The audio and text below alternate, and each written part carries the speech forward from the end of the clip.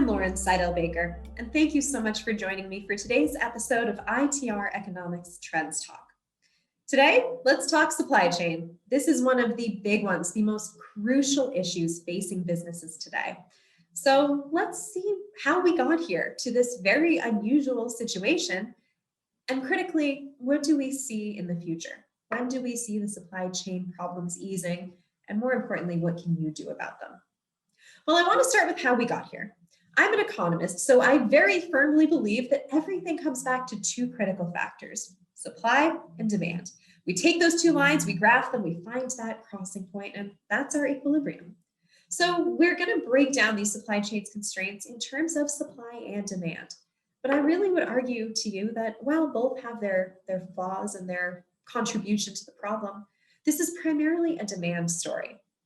Supply, there could be more. And I know we hear that in the headlines. We see all of those great aerial shots, right, of the port of LA and the ships just queued outside the harbor, waiting for now more than 2 weeks to get into the port, to find a slip and get unloaded.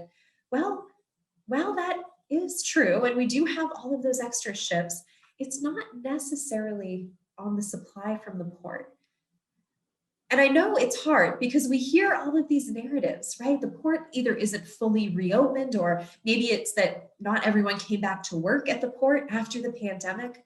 But actually, if we look at the data, we can find that of the top 5 busiest ports in the US, all of them are currently operating at higher activity levels, putting more volume through the ports than they had been back in 2018 and 2019. At those so-called normal levels that it seems like we're just trying to get back to. So it isn't so much a supply problem. Yes, more supply, more availability, maybe keeping the ports open 24 hours a day or investing in additional capacity, that could help. Well, it couldn't hurt. But the ports are just one link in that great supply chain. You can't just strengthen one link and strengthen the whole chain. Really, the story to me is the demand side. Even at these higher volume levels going through the ports, we still have so much demand. That demand picture is so overwhelming that even being busier than the ports have ever been, we still have those ships waiting offshore. We still have more stuff trying to get wherever it's trying to go. So it's a bit of a more nuanced situation. And again, this is a positive problem, right? Part of the issue is just that demand came surging back so strongly in the wake of this last recession. We have so much more activity now. Our consumer is on very stable financial footing. We have that ability to go out and spend and buy things, and well, then we need to move those things. So this is in a way a very positive place to be. That said, it is still a constraint, and these supply chain issues are still with us and potentially limiting a bit of the upside.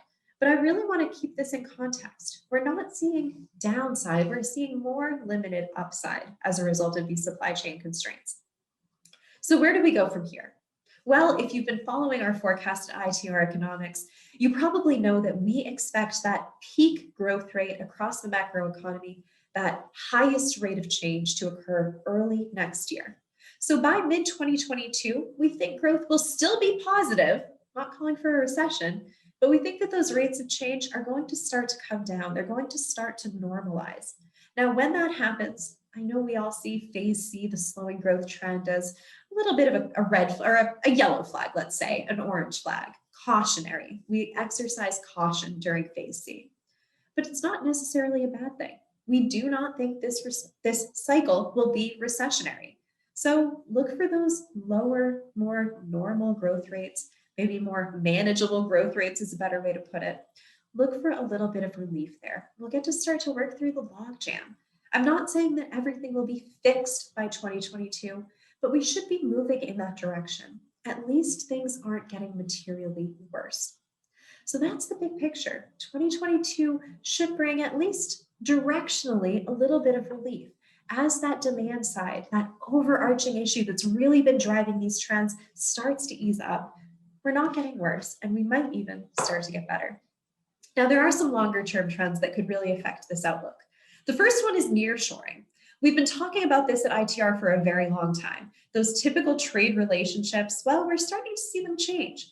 Production isn't leaving the US anymore. In fact, it's turned around and it's starting to come back.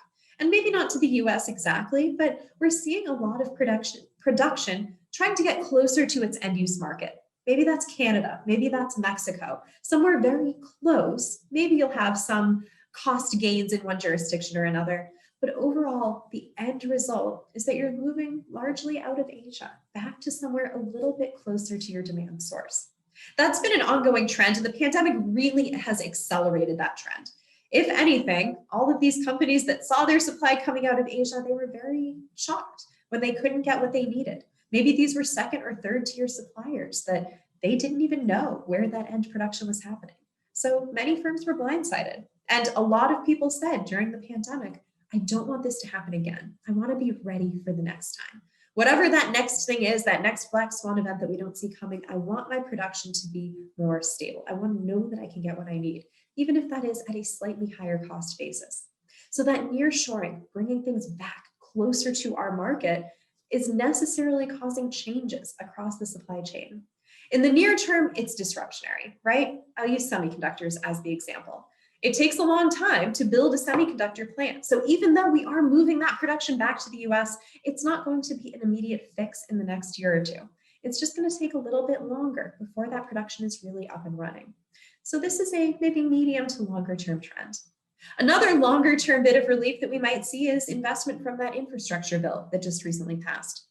Now, many politicians would tell you that this could solve everything tomorrow, or at least by the end of the year. Well, I don't see that happening so much. Firstly, because it will just take some time before that spending gets where it's going, before all of those eye-popping dollar amounts can really be invested, can really be spent and turned into construction activity.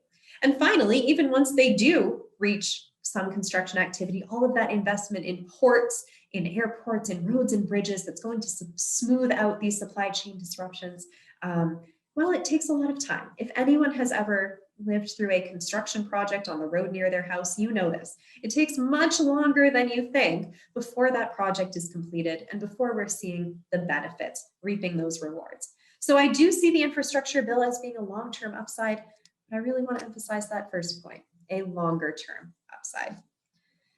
In the near term, evaluate your relationships, because the supply chain looks much different today than it did a couple of years ago, and probably than it will a few years from now.